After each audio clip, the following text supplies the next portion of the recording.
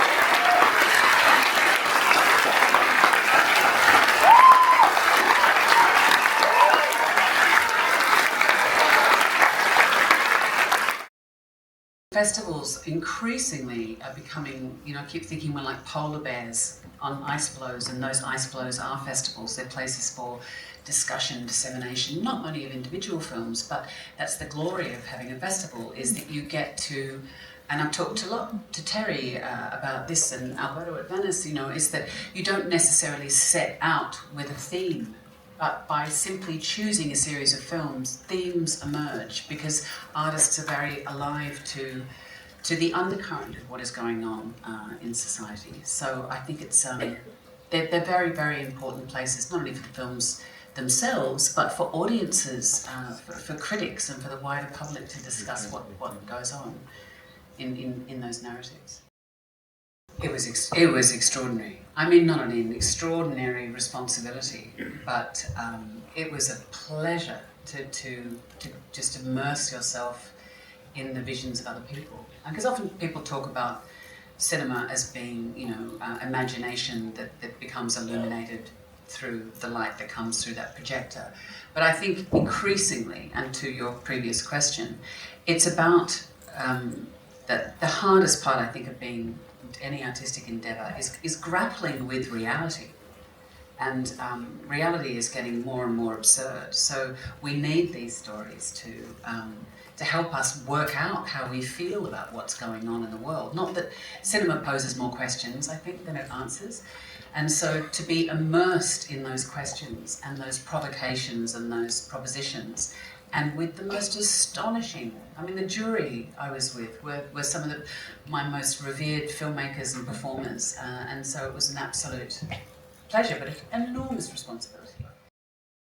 And I spoke to Guillermo del Toro. I said, "What did you do? How did you do it?" He said, "Just make sure that you get there first, and you sit in a different seat every time." It sounds banal, but when you go to any meeting room, as we've all been in, if you sit in the same seat, then somehow the same person gets to speak first. So it was a really simple structural thing, and it meant that someone always had the opening gambit, to a different person every time.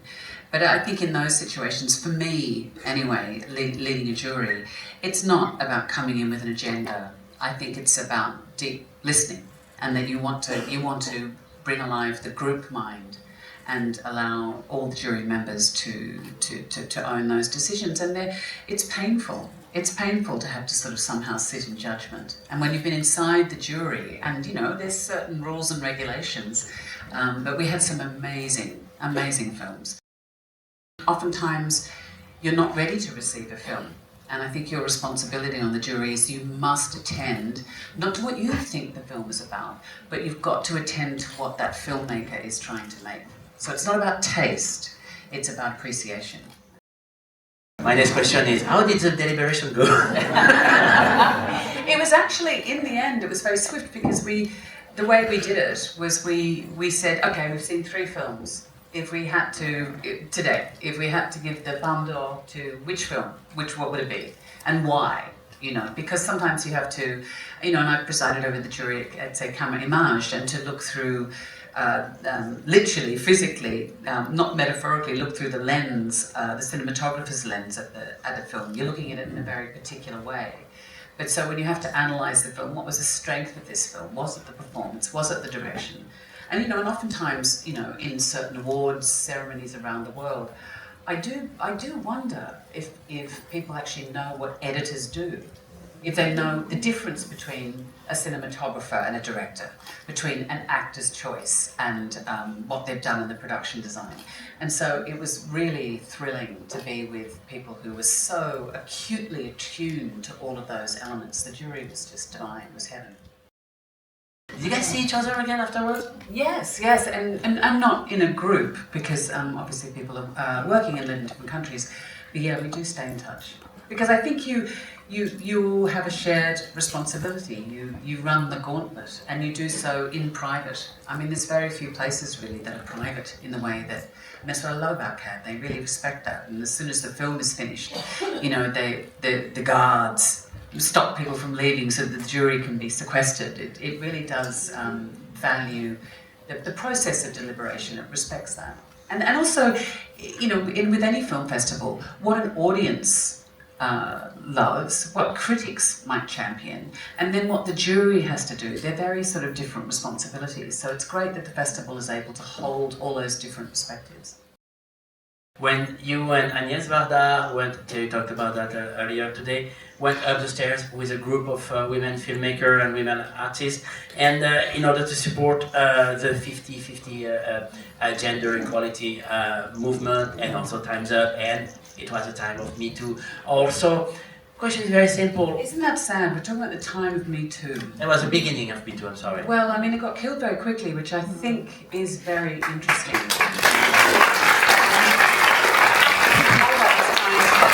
All that was trying to say was that there are a lot of people with platforms who are able to speak up with relative safety and say, this has happened to me. And the so-called average woman on the street, person on the street, is saying, me too. Why does that get shut down? Why does that get shut down? All you're saying is that they, you know, what it revealed is, you know, a systemic layer of abuse, not only in this industry, but in all industries.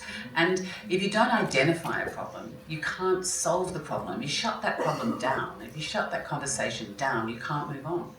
And I mean, I'm still on film sets, and I do the head count every day, and it is still, you know, there's 10 women and there's 75 men every morning.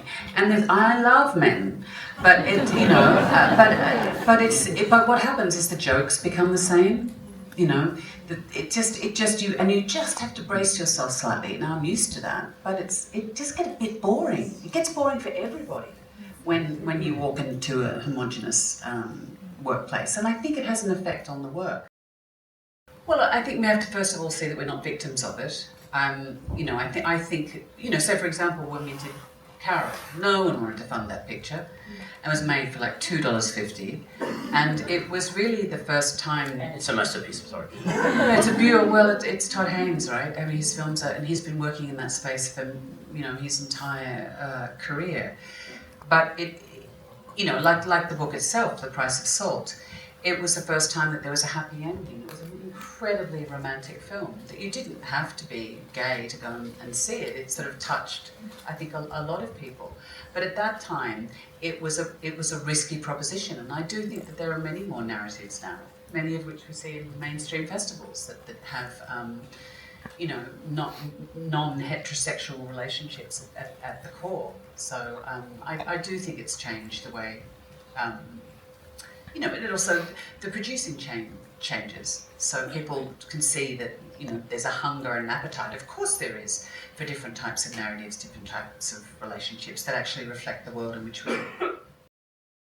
I think I heard Richard Serra say something about his work, which I thought really resonated with me, is that if you can sense what the project is, what the sculpture is going to become, then he turns away from it. It's, if you know what it is, then it's not rich enough to sustain you, and you should hand it to somebody else. So I think I always like those things, and that's why, I mean, sometimes it just doesn't work, which is a very public failure, but that's, I suppose, what I've developed is a thick skin, you know. But yeah, so I think it's probably just trusting that the work will reveal itself to me, which, you know, at 3 o'clock in the morning, when you're staring at the wardrobe and thinking that perhaps now is the time to kill yourself because it happens, rather than going on set the next day. That hasn't changed. And I think nerves are important. I think nerves are really important because it means that you might have the chance to break through to something new. But Inaruti, he loves, he's incredibly intense and loves that chaos. I mean, the experience of the film was incredibly chaotic. And yeah, my son had an accident in Morocco, so I think I was quite traumatized anyway. So maybe, yeah, that was imitating life. But I mean, I remember the first day we shot Brad and I shot a scene. We did a couple of takes, and the Inaruti came up and said, "This is shit." He said, "What is this shit?" And he said, "There's nothing here." He said, this scene has to work or the movie doesn't work." He walked off. You know, but what it is it knocks you off your centre. I mean, that's a form of direction. This is the thing too, it's a really interesting time, I think, for us to think about the way we talk to one another on set. Because some people would say that's incredibly disrespectful, or that's upsetting to me. But sometimes a director can lead with love, but incredibly tough love. And I've been sort of thinking a lot about how we can create respectful spaces for one another that are still robust and demanding. Because I think we have to be rigorous when we make film. With joy. Joyful, always joyful. And you know, we have to play, right? We're playing. But sometimes you have to say, sometimes someone's just not, they're blocked. And there's, you know, you have to try ways to help them unblock them, you know? So it's, yeah, it was, but yeah. So I don't know whether that look was also just frightened that Inaruti was going to come in and say shit to me again. You know, it's like surfing a tsunami. You know, like it's, if you've prepared enough, then you can surf that technical stuff, and there's an exhilarating pleasure to surfing the technicality. But it's when you're, you know, and that's where you rehearse and you do a few takes, and by hopefully take two, if you know, or if you're working with Woody Allen, take one, and then he's gone to play golf. Same with, you know, but yeah. So hopefully then you've mastered all the technical things, so then you can just play. Sorry, did you just say that you did everything you do in Blue Jasmine with one take? No, but Penelope Cruz gave me a heads up. She said that because Woody Allen didn't speak Spanish, she said if I wanted another take, I said, it's my accent. He said, can I just go again for my accent? And so I was doing an American accent, playing a version of Blanche Dubois, you know, in Blue Jasmine. And I would say, look, I fucked up the accent, can I go again? So I did get maybe 3 takes, but sometimes it's only 1. Well, wow. But, you know, look, if you know there's no time, if you're losing the light, then you can, if everyone goes like a performance on a stage, then you can all do it, and then it's thrilling for the crew, because then it's a collective endeavour. I'm a bit of a strolling player about that. I mean, I also have, I love my garden, I love my 4 children, I know, and there's a lot of other things that I do with my time, and so it's sometimes, you know, great opportunities come along, and you just, because of the weight of your life, you can't pick those things up. So sometimes it's just, yes, I can do that. That's at the end of summer, the kids are back at school, I can go and do that for 3 weeks. And I think that's probably why I've played parts big and small. You know, it's like, I'd love to be in that, but I can't do that, I can only do that, is that all right? So it's being part of that endeavour, and I love being part of an ensemble as much, you know, as I do kind of leading the conversation. But I don't know, yeah, there's plenty I can't do, and hopefully stuff that I haven't done yet. But you do get, I mean, Cindy Sherman talks about this, you know, that as you get older, the palette that you're playing upon gets perhaps more calcified and less malleable. So, yeah. I mean, you don't want to tell an audience what to think. You don't want to tell them what to think about subject matter either. I mean, I think our job as filmmakers, as actors, is to ask questions. You know, politics is a place that is about solutions and outcomes and statements, whereas I do think that art is about provocative questions. And so you have to ask those provocative questions about a character. But a little bit like a therapist, you have to say, I suspect the thing that they're hiding from is this. But if you present it with great judgment, then I think it bogs the thing down and it prevents the audience accessing perhaps the roiling questions which might lead them out of the auditorium having a more interesting conversation. I never want to tell an audience what to think. You know, Guillermo was telling me the other day, sorry, I just saw him, this is wrong, he's on my mind, and he was saying there's a I think it's a French fable called Arsehole, Master of the Universe. And it's a French fable about how the human body is having an argument and the heart is saying it's the most important organ. It's not only the biggest pump of the body, but it's the seat of the emotions. And the liver is saying, no, I'm the one that actually is where the emotions happen. Your gut, you couldn't do without me. And someone's saying, no, the lungs, you know, the word to inspire, it gives our imagination, the brain says. And suddenly the arsehole piped up and said, try doing it without me for a week and see where the rest of you, or they ignored him. So the arsehole shut down and the body didn't survive. And so in a way, we need that arsehole to rebel against, you know? And so I think that's in... There we go. You see what it's like to live in my mind.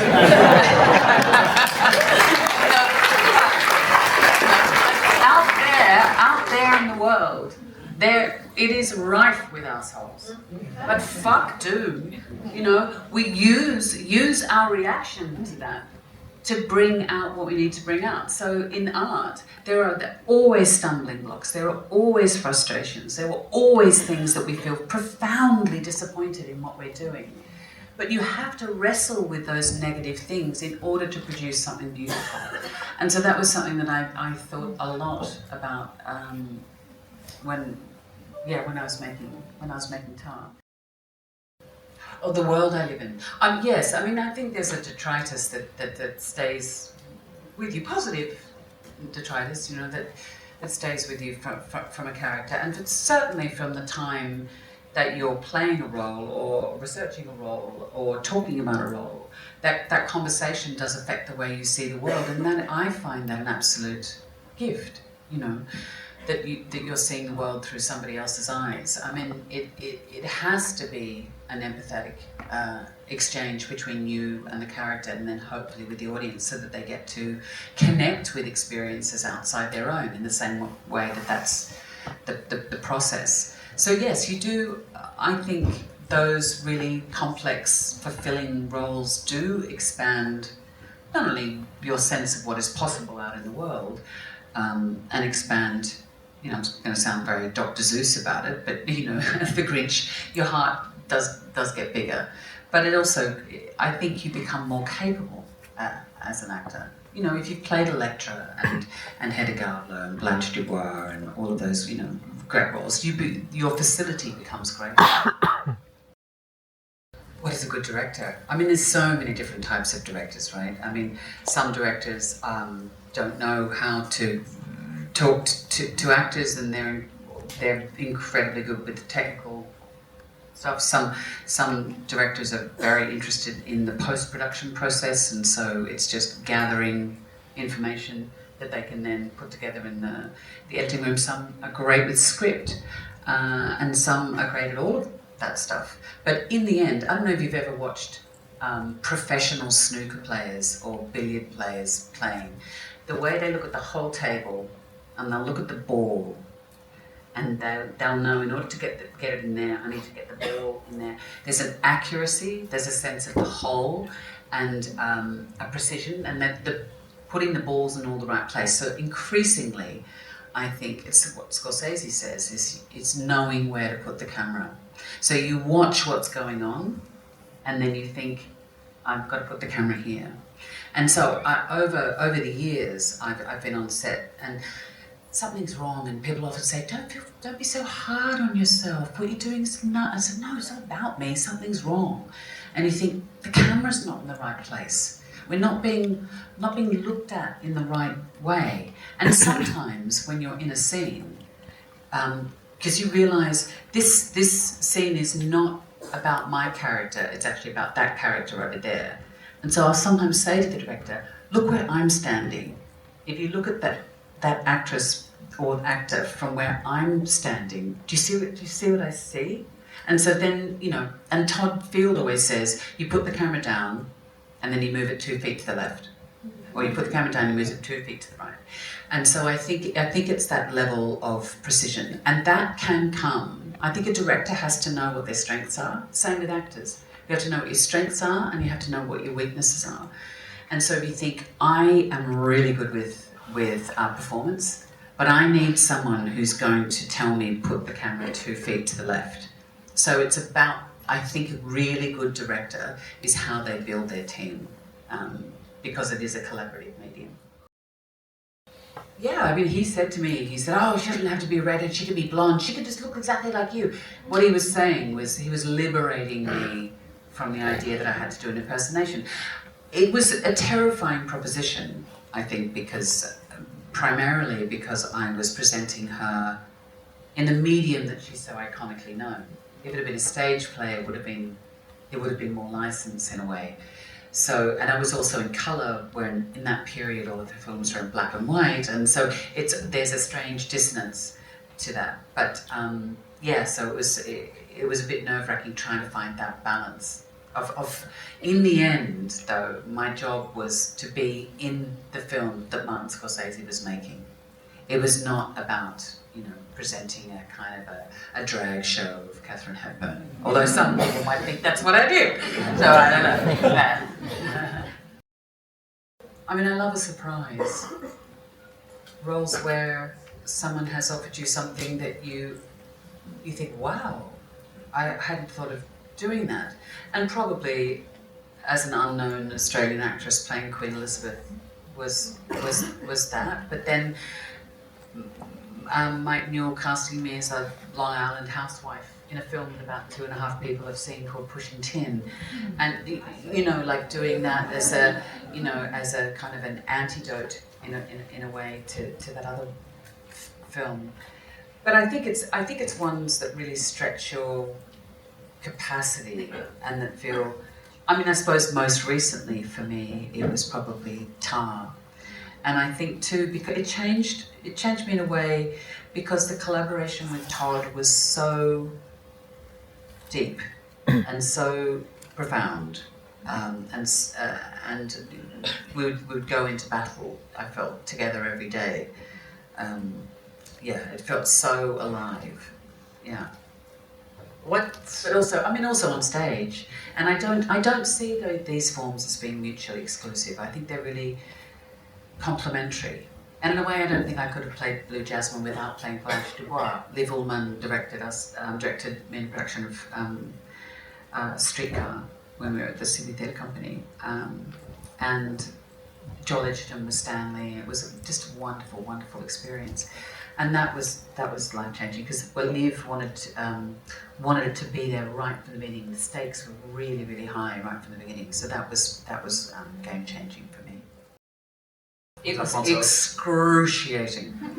It was absolutely excruciating. I love Alfonso, and I'd work with him again in a heartbeat. But he would also say it was excruciating. It was really tricky. It was really tricky. I think because we were the character also. Yeah, but it's also he was playing a lot with voiceover, and so it was a constant analysis of how much voiceover, when, what would be revealed when. And also it's when you do things that are episodic, it's the narrative is king, and so it's unless you're doing something like the Decalogue, where the sort of component parts. It's more like an anthology series, right? But then it's one big film.